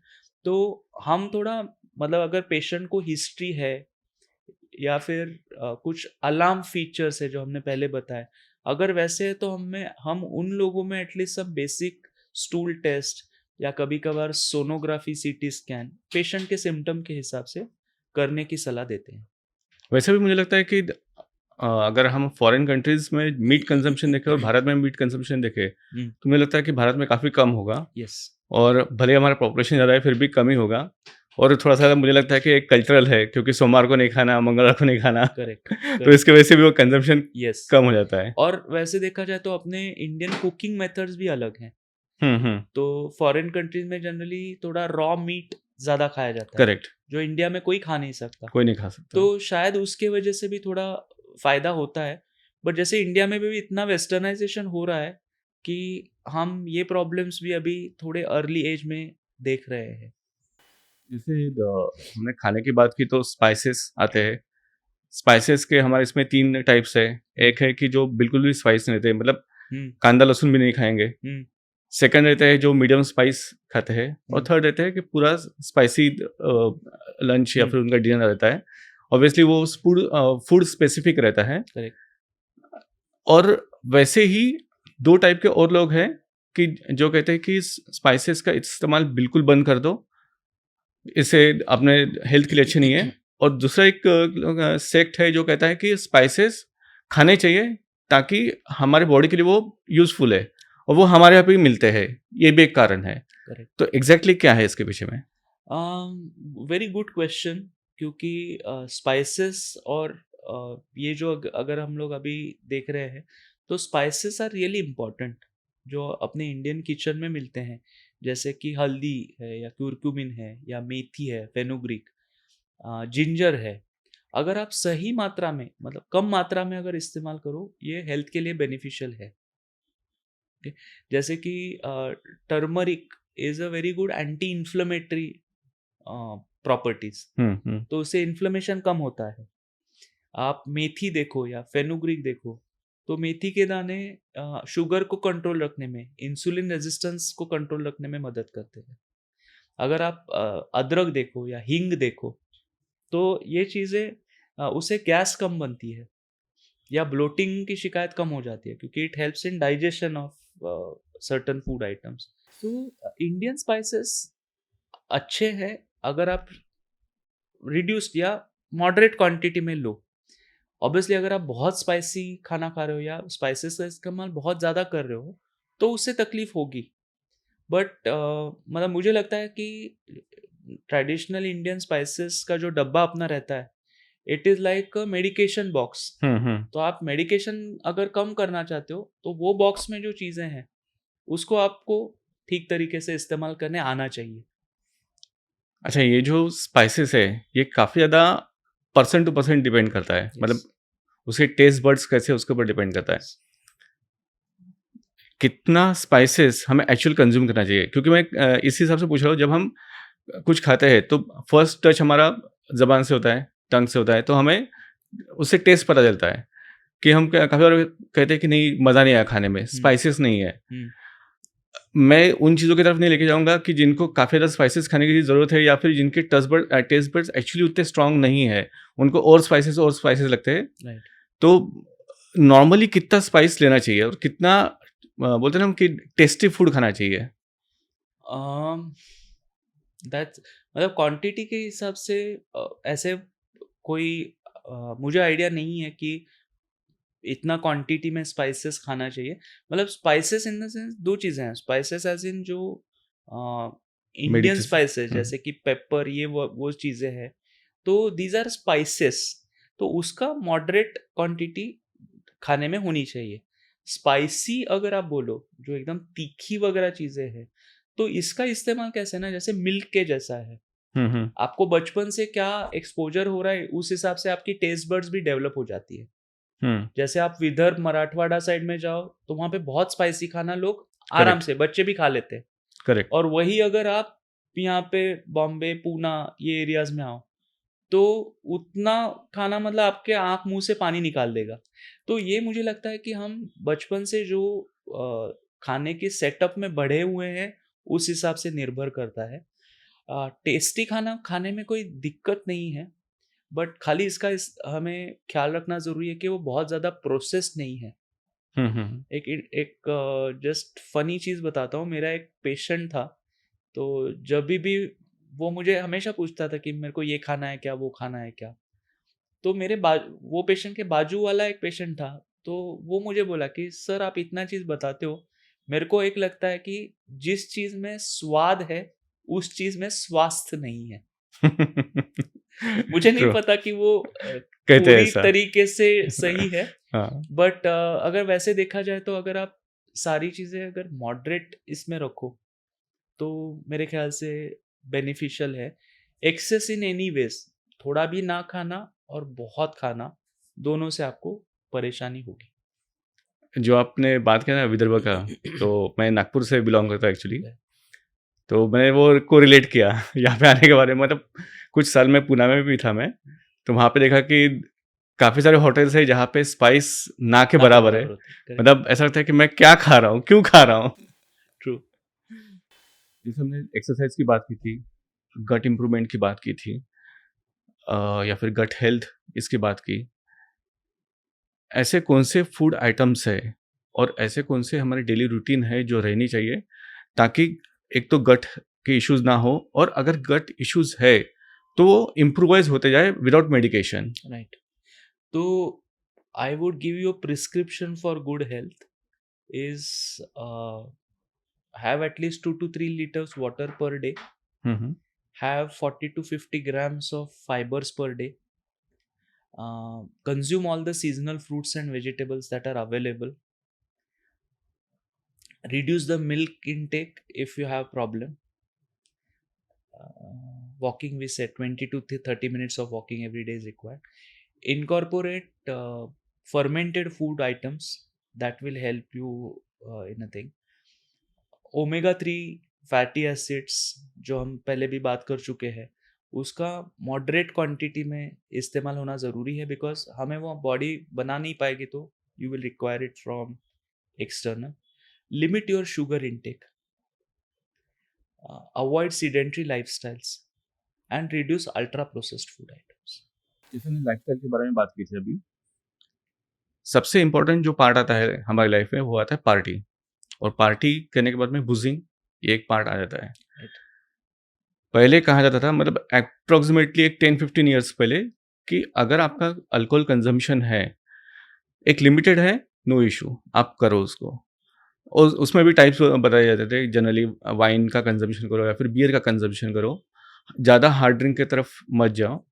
लेकिन आज की डेट में हर कोई ये कहता है कि ड्रिंक्स को पूरा बैन कर दो, पूरा निकाल दो. ऐसा क्यों? एक तो alcohol has only calories. Alcohol में खाली कार्बोहाइड्रेट से बनती है, तो उसमें कुछ प्रोटीन फैट्स वगैरह नहीं है.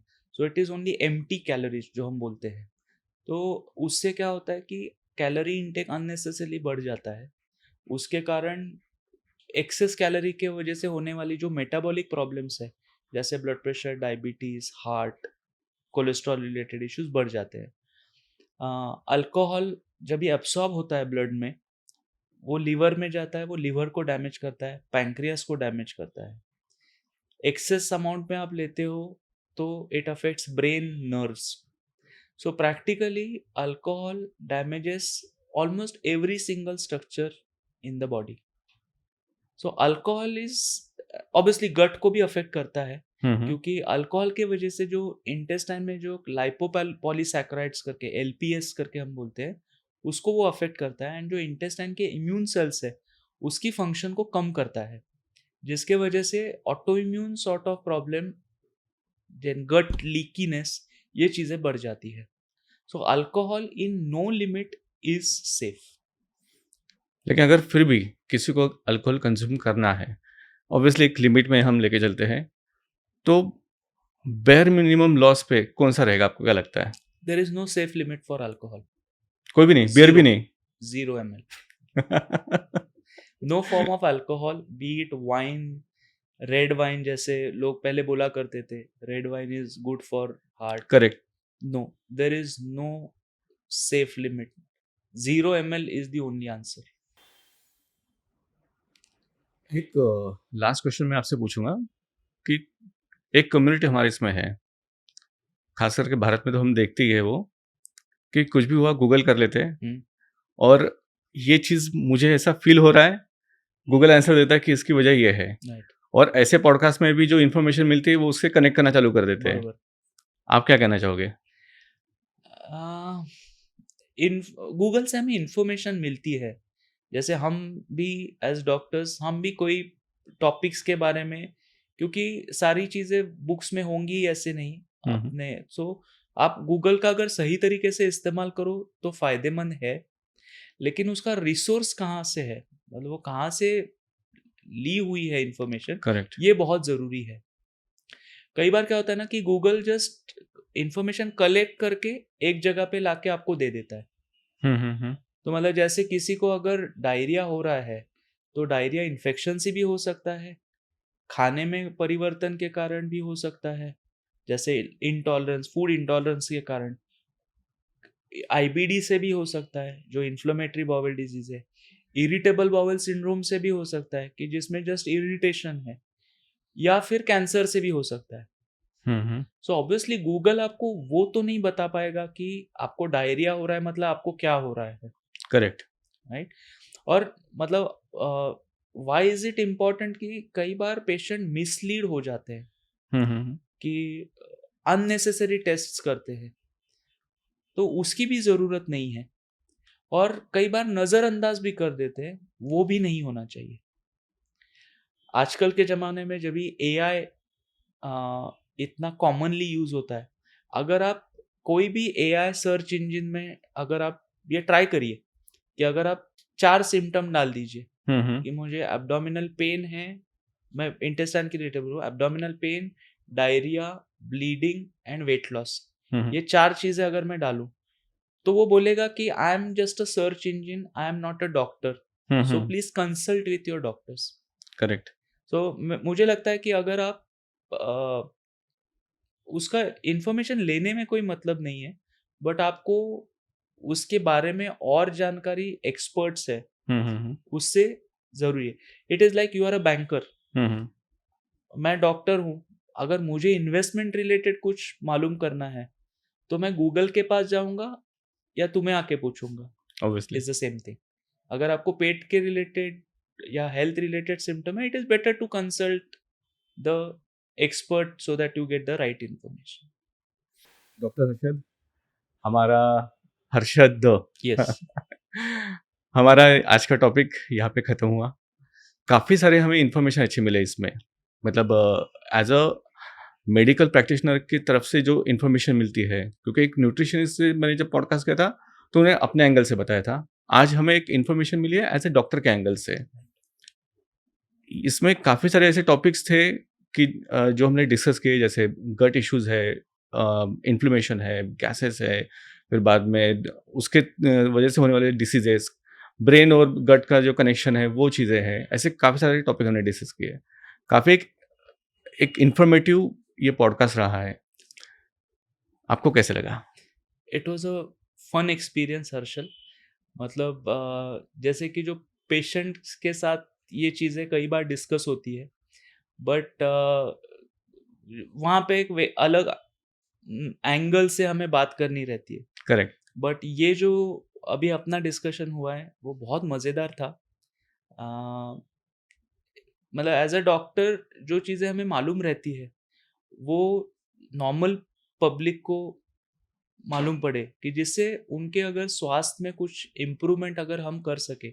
ये जो आपका नज़रिया है, लास्ट टाइम आपका जो न्यूट्रिशनिस्ट के साथ पॉडकास्ट मैंने देखा था, तो ये जो आपका एंगल है, hmm, hmm. I saw your thing with जो सिंदूर, मतलब जो आपने फोर्सेस के रिलेटेड किया हाँ, हाँ, था, हाँ। तो उसके चलते मुझे लगा था कि हमें ऐसे अगर मेडिकल रिलेटेड अगर हम पेशेंट्स के लिए या जनरल कम्युनिटी के लिए कुछ अगर बात कर सके तो वो बहुत बढ़िया होगा। So it's a very good experience for me, and I must congratulate you कि आपका ये जो आप ये चीज़ कर रहे हो, वो इट इज़ वेरी कमेंडेबल, बहुत ही थैंक यू बढ़िया सर। चीज़ है। And thank I you so wish much. All the best for all your future endeavours. Thank you so much sir. आपने वीडियो एंड तक देखा है, सो आई होप आपको ये topic काफ़ी पसंद आया होगा। इसमें काफ़ी सारे इम्पोर्टेंट लेसन्स हमने सीखे हैं।